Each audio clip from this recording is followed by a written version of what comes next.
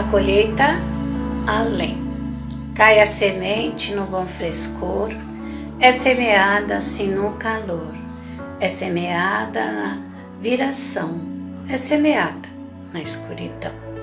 Sobre os rochedos irá murchar, ou nas estradas se esperdiçar. Entre espinhos vai se perder, ou nas campinas há de crescer. A sementeira assim de amargor, há de remorso e de negro horror, há de vergonha e de confusão, há de miséria e perdição. Vale-me tu, grande semeador, faz prosperar todo o meu labor. Quero servir-te, meu Rei Jesus, quero contigo andar em luz. Ó, qual há de ser, além da ceifa do mal ou bem, sempre lançada com força ou langor, com ousadia, com medo ou tremor, já ou nos dias do certo porvir, Messe bendita e gloriosa tem de vir. Amém.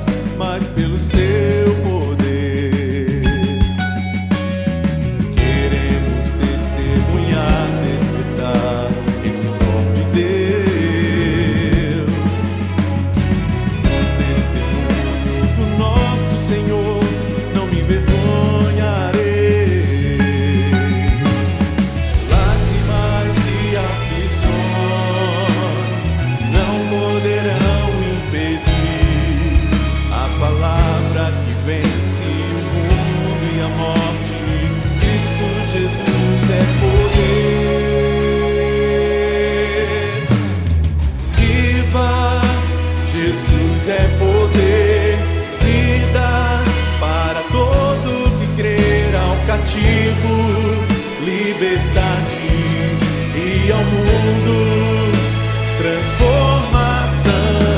Viva, Jesus é poder, vida para todo que crê, para o ferido a cura, do aflito a esperança e para todos Jesus é poder.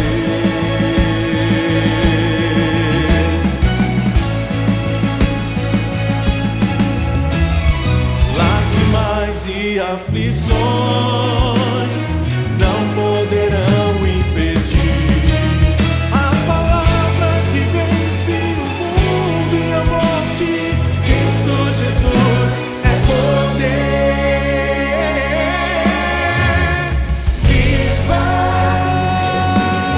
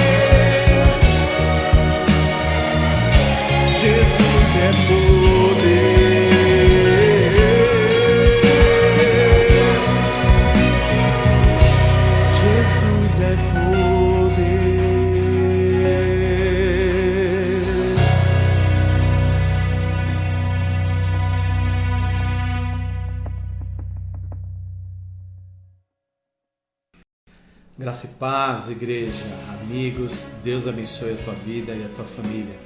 Mais uma vez reunidos para o nosso culto e neste momento para o nosso momento missionário, onde nós falaremos, ouviremos sobre missões mundiais e sobre o tema da nossa campanha, Viva o Poder de Transformar. Que tema bárbaro! E o nosso versículo, o versículo base dessa campanha: pois Deus não nos deu um espírito de covardia, mas de poder, de amor e de equilíbrio. 2 Timóteo 1, versículo 7. Que esse versículo, que esse tema, ele possa ecoar no teu coração e você possa estar transmitindo esse poder transformador que move, que restaura vidas, que é o poder da salvação em Jesus Cristo. Nós vamos ouvir agora uma série, na verdade um vídeo, que é uma série de vídeos do pastor João Marcos, que é o diretor executivo da Junta de Missões, e ele vai falar um pouquinho sobre esse tema da nossa campanha, que é Viva o Poder de Transformar. Que você possa ser abençoado por essa palavra. E logo mais, depois da palavra do pastor João Marcos, nós voltamos. Amém? Viva o Poder de Transformar. Este é o primeiro vídeo de uma série sobre o tema da campanha de missões mundiais. Viva o Poder de Transformar. Nós queremos que você viva este poder, pois Jesus Cristo deu este mandamento. Você sabe, na grande comissão, Jesus disse claramente que ele tinha recebido toda a autoridade e por isso ele nos enviava a fazer discípulos em todos os lugares do mundo. Sim, em todas as nações. E ele nos garantia no final do capítulo 28: e eis que estou convosco todos os dias, até a consumação dos séculos, ou até o final dos tempos. Jesus Cristo está conosco. Ele é o poder. Por isso, nós podemos cumprir a grande comissão, vivendo Jesus Cristo na nossa vida, fazendo como o apóstolo Paulo falou: agora vivo não mais eu, mas Cristo vive em mim. Viva o poder de transformar. E nós voltamos. Que palavra abençoadora, não, irmãos? E cada domingo, e todo domingo até o final dessa campanha, nós estaremos vendo e ouvindo vídeos, testemunhos sobre o campo missionário e sobre as ações da Junta de Missões referente a essa campanha de missões mundiais. E que você possa estar na tua casa, orando e se dedicando ao Senhor para essa campanha. Lembre-se, o nosso alvo, R$3.000. E como nós alcançaremos esse alvo? Através das ofertas familiares. Espero que você já tenha reunido a sua família, orado ao Senhor, feito um culto no seu lar, um culto com foco em missões, e você tenha ali junto com a sua família estipulado e já separado aquilo que você vai investir em missões mundiais, mês a mês. Lembre-se, nossa campanha ela vai até o último domingo de junho, então até lá, mês a mês, você poderá contribuir com missões mundiais. E lá no último culto, seja presencial ou online, nós não sabemos o que o Senhor tem preparado para nós. Nós confiamos no Senhor e sabemos que Ele fará o melhor. Mas nesse último domingo, lá de junho, nós faremos um culto maravilhoso para agradecer a Deus por esta campanha, por termos alcançado o nosso alvo e assim abençoar a Junta de Missões, os nossos missionários e todos os projetos de missões. Você está vendo aqui na tela os dados para que você possa depositar, contribuir, investir em missões através das suas ofertas, da sua contribuição. Que Deus abençoe a sua vida. E nós vamos ver mais um vídeo da canção das crianças. Crianças também fazem missões. Você vai ficar com esse vídeo, com essa música, e Que Deus abençoe a sua vida. Amém?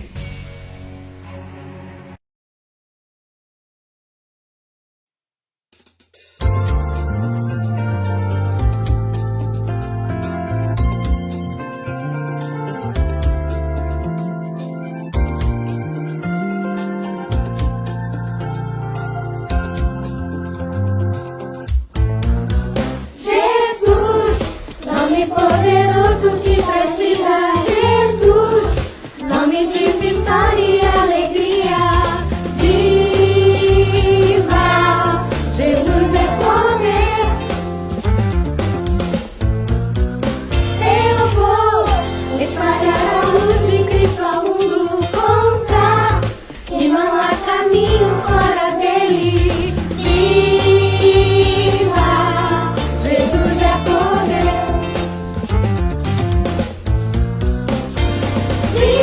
Jesus é poder, eu canto. Viva, Jesus é poder. Viva, Jesus é poder, esperança para todo mundo. Viva, Jesus é poder, eu canto. Viva, Jesus é poder. Viva, Jesus é poder, esperança para todo mundo. Jesus é poder. Jesus é poder. Jesus, nome poderoso que faz vida. Jesus, nome de vitória e alegria. Viva! Jesus é poder. Eu vou espalhar a luz de Cristo ao mundo, contar que não há caminho fora dele. Viva! Jesus é poder. Viva! Jesus é poder, eu canto. Viva! Jesus é poder. Viva! Jesus é poder, esperança para todo mundo. Viva! Jesus é poder, eu canto. Viva! Jesus é poder. Viva! Jesus é poder, esperança para todo mundo. Jesus é poder. O leão de Judá, a raiz de Davi, o caminho, a verdade e a vida. O autor da salvação, o Cordeiro de Deus, o Alfa e o Ômega. Poderoso Rei Senhor, que o mundo saiba. Viva! Jesus é poder, eu canto. Viva! Jesus é poder. Viva! Jesus é poder, esperança para todo mundo. Viva! Jesus é poder, eu canto. Viva! Jesus é poder. Viva! Jesus é poder, esperança para todo mundo. Jesus é poder. Jesus é poder. Jesus é poder. Jesus é poder. Bom dia, meus amados irmãos, graça e paz. Espero encontrar a todos bem. Espero que sua semana tenha sido uma semana abençoada e abençoadora em nome de Jesus. Nessa manhã, eu quero conversar com os irmãos sobre um texto que nós conhecemos muito bem, que está em Gênesis capítulo 6. É um texto em que há a apresentação das consequências das duas naturezas, das duas raízes de homens que derivam de Adão. A linhagem de Caim e a linhagem de Sete. A linhagem de Caim, que vai ser denominada daqui para frente como filhos dos homens. Filhos que têm como principal objetivo agradar os padrões estabelecidos pelos próprios homens. E, por outro lado, você tem a divisão dos filhos de Sete. filhos daqueles que andavam com Deus. Qual é o problema aqui? O problema já é apresentado logo no primeiro versículo do capítulo 6, onde nós vemos que há uma mistura entre essas duas linhagens. Olha só o que fala o texto. Quando os homens começaram a multiplicar-se na terra e lhe nasceram filhas, os filhos de Deus viram que as filhas dos homens eram bonitas e escolheram para si aquelas que lhe agradaram. Versículo 3. E então disse o Senhor: por causa da perversidade do homem, meu espírito não contenderá com ele. Para sempre ele só viverá 120 anos. Qual é o problema da mistura entre os filhos de Deus e os filhos dos homens? Em um primeiro momento, nenhum problema. Essa é uma questão que ainda ecoa nos dias de hoje. Ecoou no Novo Testamento quando Paulo diz: não é certo misturarmos luz com trevas. É o que a Bíblia fala de jugo desigual. E até hoje nós lidamos com esse problema. Pessoas que se casam com pessoas de outra fé, pessoas que vivem casamentos mistos, e você fala: pastor, é certo ou errado? Qual é o problema disso tudo?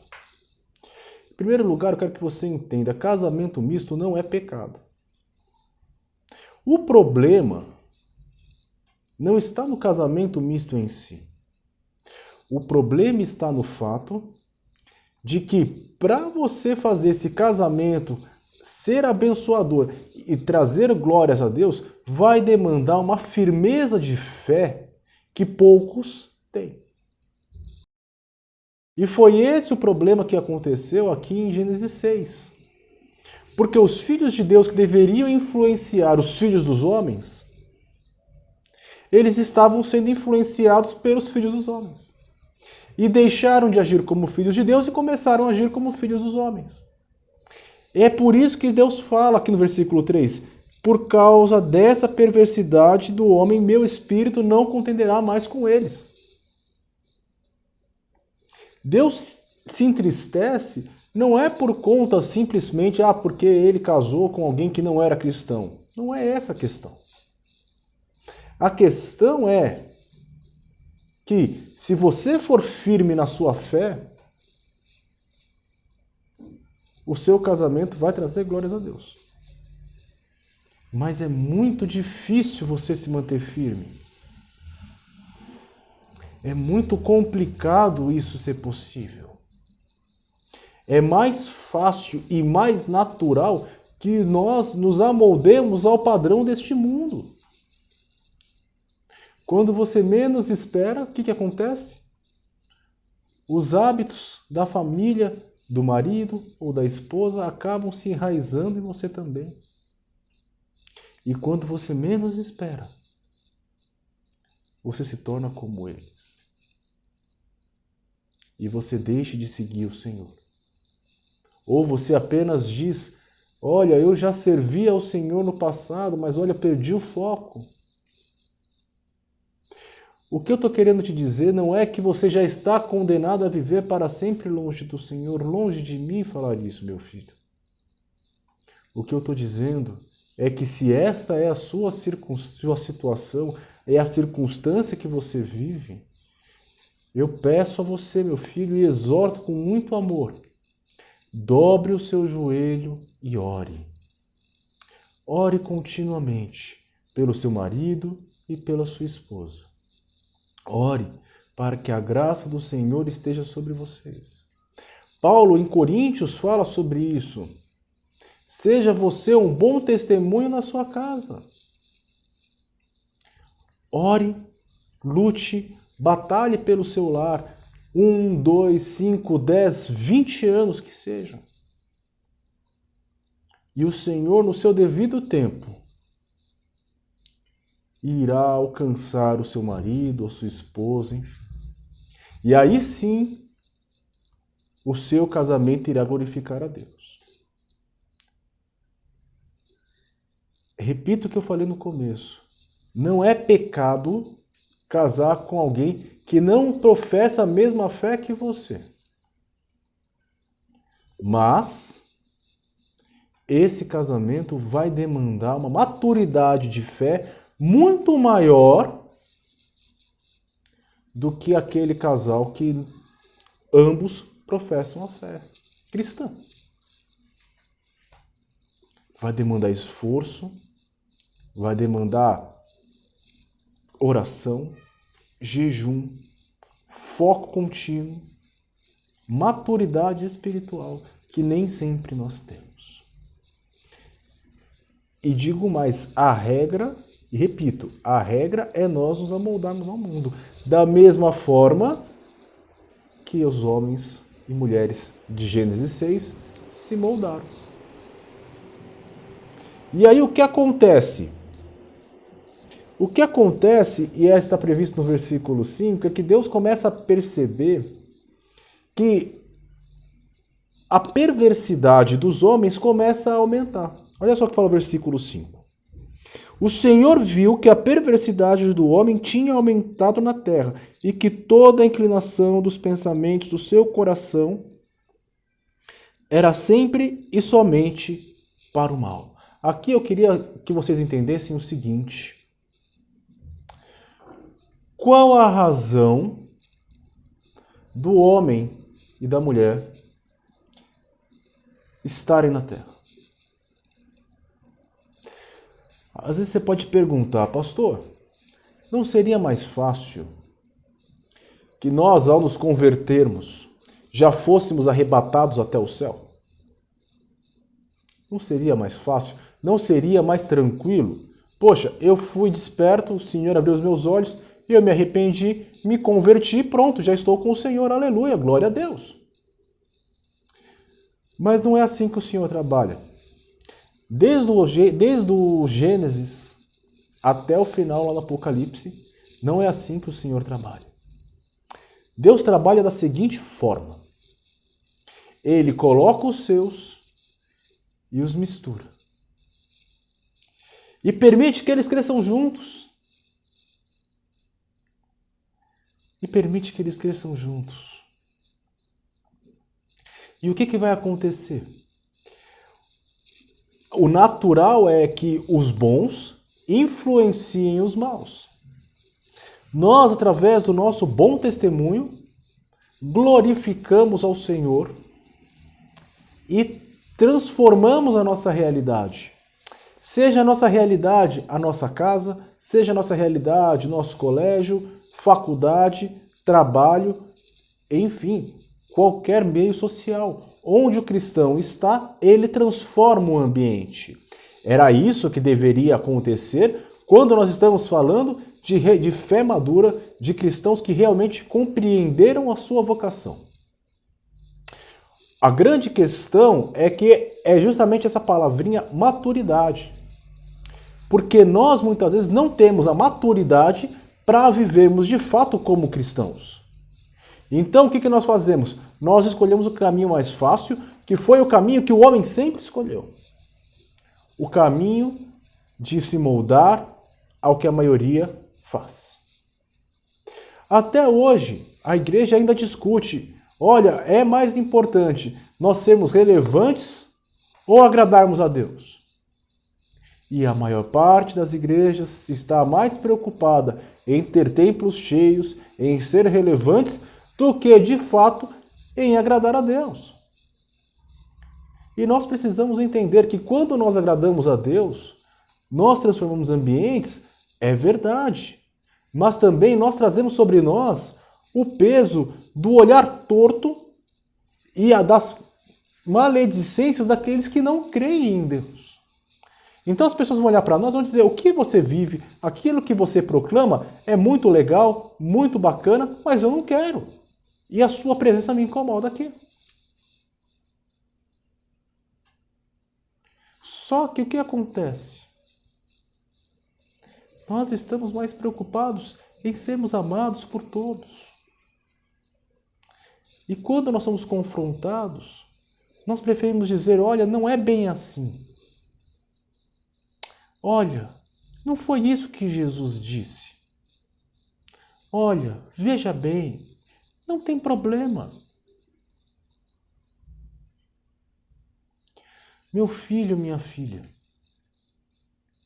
não permita que você se amolde ao padrão deste mundo. Não se permita ser amoldado com o padrão deste mundo. É muito sutil e é muito fácil cair nisso. Gente, você pode ter 1 ano de cristão ou 50. Se você baixar a guarda, você vai se amoldar aos padrões deste mundo. Jesus mesmo diz, vai dizer no futuro, eu não peço que o Senhor os tire do mundo, mas que o Senhor os livre do mal. É necessário que nós estejamos no mundo. É necessário que nós estejamos junto com o joio, para que assim nós possamos crescer, amadurecer e transformar a nossa realidade para a glória de Deus. Por que que nós estamos na terra? Para trazer glórias a Deus, para transformar a nossa realidade. Um cristão que vive uma vida dupla, uma vida de segunda a sexta, de um jeito ao padrão do mundo, e de domingo uma vida que ele vai à igreja, esse cristão ele se engana. Ele engana os que estão ao redor dele e se engana. Mas a pessoa que é mais importante, que é Deus, ela não é capaz de enganar. E no final das contas, nós vamos cair no mesmo erro dos nossos amigos e amigas de Gênesis 6. Por isso que Paulo recomenda, olha, não case com quem não é cristão. É uma recomendação, não case. Da mesma forma que Paulo, depois lá na frente, vai dizer, olha, quem puder não se casar é melhor. E ele vai falar, por que, pastor? Por que ele fala isso? Ele fala porque o principal foco para o cristão tem que ser a glória de Deus.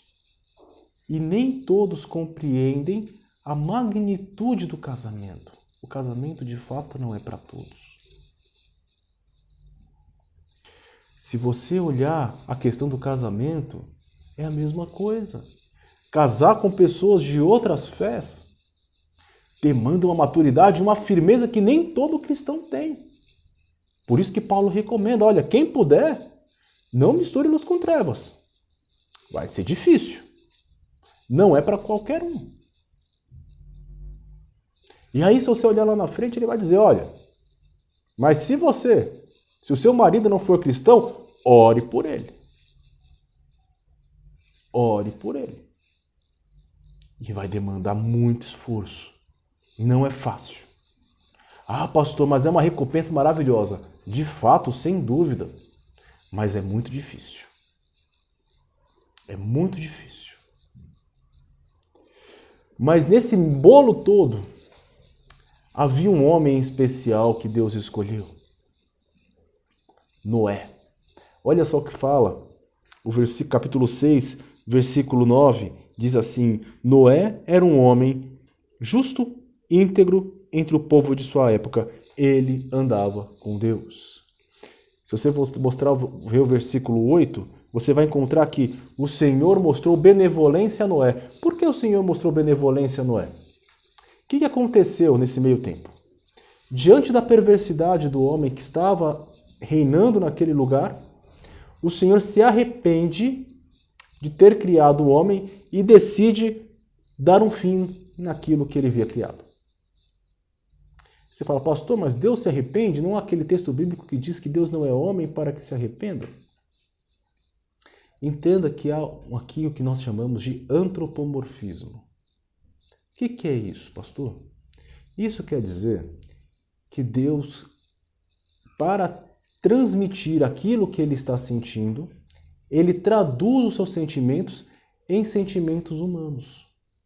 O que Deus está querendo dizer aqui não é que ele está se arrependendo de ter criado o homem. O que está querendo dizer aqui é que dói-lhe o coração ver os seus filhos andarem como se fossem filhos dos homens. E por isso ele fala, chega, deu. Contudo, com Noé o Senhor mostra benevolência. Por quê? Porque Noé andava com Deus. Se você lembrar da nossa pregação há 15 dias atrás, você vai lembrar que eu falei de Enoque. Qual foi a principal qualidade de Enoque? Qual foi o principal legado de Enoque? A marca que Enoque deixou. Enoque andou com Deus. É a mesma palavra. Noé andou com Deus. É muito interessante a gente entender que Deus sempre tem o seu remanescente fiel. Deus sempre tem os seus filhos que insistem, apesar das circunstâncias, em andar com Deus. E com estes, o Senhor mostra benevolência. Talvez nunca foi tão importante nós entendermos a importância de nós andarmos com Deus, mesmo quando muitos dos nossos, e eu estou falando aqui de cristãos, não andam com Deus. É importante que nós nos posicionemos firmemente diante de uma nação como a nossa, que é o Brasil, onde nós somos majoritariamente cristãos e nós de fato não andamos com Deus. É muito triste quando nós entendemos que andar com Deus está relacionado a rituais ou mesmo a práticas de culto. Andar com Deus está relacionado, sim, a caminhar, a ter uma vida com Deus. E naturalmente, por eu ter uma vida com Deus, eu vou à igreja cultuar ao Senhor e pratico dízimo, ceia, batismo. Não é o oposto. Mas eu primeiro sou transformado e depois eu faço essas coisas. Noé andou com Deus. Havia entre eles, entre o seu povo, muitos homens de Deus. Só que muitos desses homens de Deus, quase em toda a sua totalidade, se amoldou a este mundo. Muito semelhante ao que nós temos vivido hoje. Muito semelhante ao que nós temos vivido hoje, quando a gente vê muitas pessoas que se dizem cristãs envolvidas com corrupção, jogatina, vícios, mulheres, homens. Muitos que se dizem cristão, quando você abre a rede social dessa pessoa, você fala, não há nenhuma diferença entre um cristão e um não cristão. Quando você convive com essa pessoa, você diz, não há nenhuma diferença entre eles. Aquele que anda com Deus, lembra que eu falei? Ele transforma o ambiente. Será que você tem sido como Noé e transformado o seu ambiente? Será que o seu ambiente onde você precisa ser como Noé é o seu casamento? Como nós já conversamos bastante nessa manhã. Será que o seu ambiente onde você precisa ser como Noé é o seu trabalho? Onde em meio a tantas pessoas que cresceram no Evangelho e hoje estão afastadas, é necessário que elas vejam em você uma lufada de esperança. Que elas possam ver, rever e vislumbrar novamente a cruz de Cristo, a luz da glória de Deus. Porque é isso que você é. Você reflete a glória de Deus que está manifesta em Cristo Jesus. E por meio dessa glória, os olhos dos homens são abertos. Os olhos dos pecadores são abertos. As escamas dos olhos caem. Mas para isso você precisa tomar uma atitude firme em meio a uma geração corrompida. Não espere que o mundo vai te incentivar a andar pelo caminho certo, porque ele não vai. Pelo contrário, o mundo sempre vai te afastar do Senhor. É necessário que você tenha uma firmeza de fé. E você marque posição e diga: eu serei fiel, eu andarei com Deus. Custe o que custar. Mesmo que me custe amigos, mesmo que me custe familiares, eu não vou deixar de andar com Deus. E isso, meus filhos, é uma escolha que é pessoal. Não é do pai ou da mãe, não é do marido ou da esposa, mas cada um, na sua intimidade, toma a decisão de andar com Deus como Noé, que andou quando toda a sua geração não andava mais. Noé foi um peixe único que escolheu olhar para o Senhor e dizer: eu o seguirei aonde quer que fores. E na semana que vem nós vamos entender a dimensão desse preço que foi pago. Mas hoje eu quero te desafiar a marcar posição. Hoje eu quero te desafiar a dizer a Deus: Senhor, até aqui, até hoje, nessa manhã, eu não estava andando como deveria andar. Permiti que os princípios e valores desse mundo me dominassem. Mas de agora em diante, eu quero andar como Noé andou. Eu quero andar contigo, custe o que custar.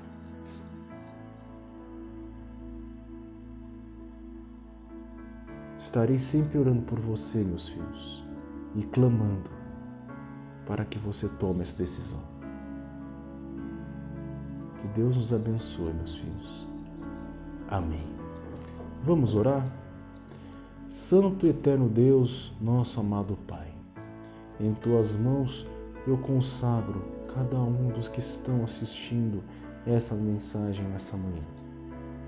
Que a Tua graça esteja sobre eles e que o Senhor possa despertar aqueles que têm se amoldado a este mundo a começarem a viver uma vida que seja agradável a Ti, que de fato estes que o Senhor despertar possam andar com o Senhor e viver uma vida que glorifiquem a Ti.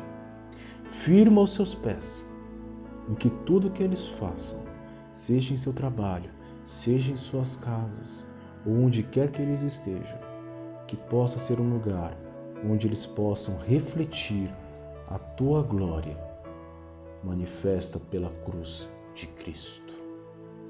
Transforma-nos à imagem do Seu Filho e nos ajuda na nossa falta de fé. Quando nos faltar forças, que seja o Senhor a caminhar conosco e que em tudo possamos compreender que o Senhor está no centro da nossa vida. Em nome de Jesus. Amém e amém. Meus filhos, semana que vem continuaremos nosso estudo sobre a arca, sobre Noé. Falaremos sobre o dilúvio. Mas não se esqueça, hoje à noite nós teremos ceia. Então se prepare o seu suco de uva, o seu pãozinho e juntos iremos celebrar a ceia nessa noite. Que Deus nos abençoe e que a graça e a paz do nosso Deus e Pai e as consolações do seu Santo e Doce Espírito estejam com cada um dos que se encontram assistindo esse culto. E onde quer que estejamos, que possa haver paz. Que Deus nos abençoe. Vão em paz. Um ótimo domingo, meus filhos.